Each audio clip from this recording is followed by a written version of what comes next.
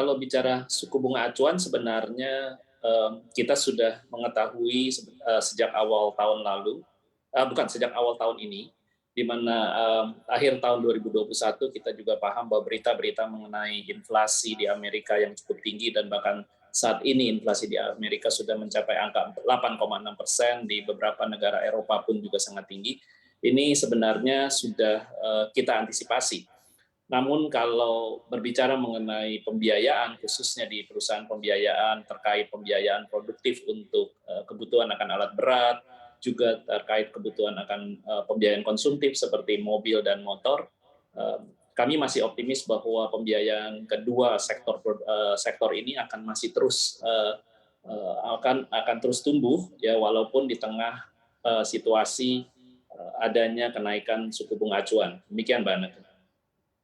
Baik, meskipun BI kemarin masih mempertahankan suku bunga acuan 3,5%, namun The Fed ini juga berencana untuk menaikkan lagi suku bunga acuannya. Bahkan kalau menurut para ekonom ini 50 basis point di awal Juni nanti begitu. Lalu apabila nantinya The Fed kembali menaikkan suku bunga acuannya, ada kemungkinan kalau BI mungkin akan mempercepat kenaikan suku bunga acuan. Seperti apa untuk multi finance? Apakah sudah siap juga menghadapi kenaikan suku bunga acuan Bank Indonesia yang lebih cepat? Yang pasti kita siap dan kita juga melihat bahwa pemerintah ataupun Bank Indonesia yang melakukan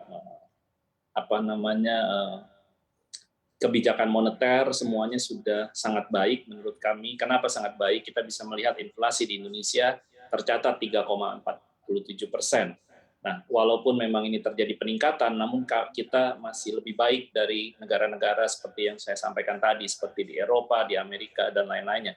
Tetap kita perlu perhatikan bahwa apa yang terjadi di negara-negara maju seperti di Amerika dan di Eropa, di mana Fed akan terus menaikkan suku bunga, dan berita kenaikan suku bunga ini sebenarnya kita sudah antisipasi dari sejak tahun 2021, bahkan kreditur-kreditur perusahaan pembiayaan yang mendapatkan pinjaman dari luar negeri sudah diberikan peringatan bahwa tingkat suku bunga acuan ataupun Fed akan menaikkan suku bunga. Maka oleh sebab itu kalau kita lihat data yang ada di industri perusahaan pembiayaan yang tadinya banyak sekali kita mendapatkan pinjaman dari luar negeri atau kreditur luar negeri kepada perusahaan-perusahaan pembiayaan, kita bisa melihat sekarang pertumbuhan pendanaan dari perusahaan pembiayaan lebih banyak dari bank-bank dalam negeri instead daripada bank-bank luar negeri.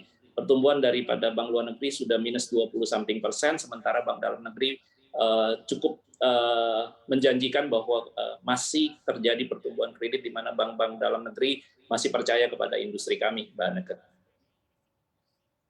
Bagaimana multi finance juga mewaspadai risiko adanya perubahan kurs dengan mengambil pinjaman dari luar?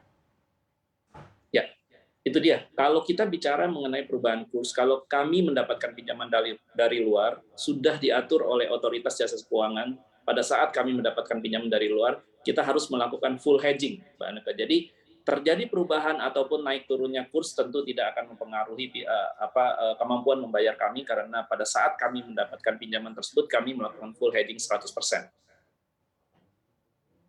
Baik, tapi kalau memang multi finance ini sudah siap juga dengan perubahan Bank Indonesia yang mungkin akan mempercepat kenaikan suku bunga acuannya, ada di range berapa tingkat kesiapan dari multi finance ini? Kalau memang ternyata BI menaikkan sampai 5 hingga 5,5%, apakah juga multi finance masih siap?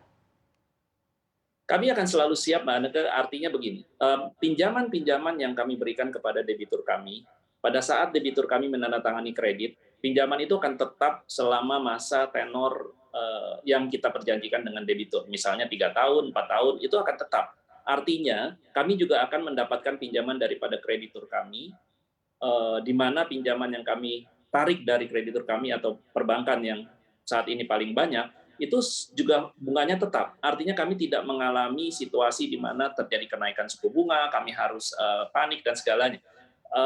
Tentunya pastinya debitur-debitur kami akan mengalami kenaikan kemampuan membayarnya pada saat dia menandatangani kredit. Tentunya misalnya dia mengambil kredit 2 bulan yang lalu, bunganya misalnya X%, tiba-tiba pada saat 2 bulan yang mendatang dia ada kebutuhan penambahan kredit atau pembiayaan, akan ada kenaikan suku bunga, di mana dia harus mengikuti kenaikan suku bunga tersebut. Namun itu bisa dihitung dengan sangat baik.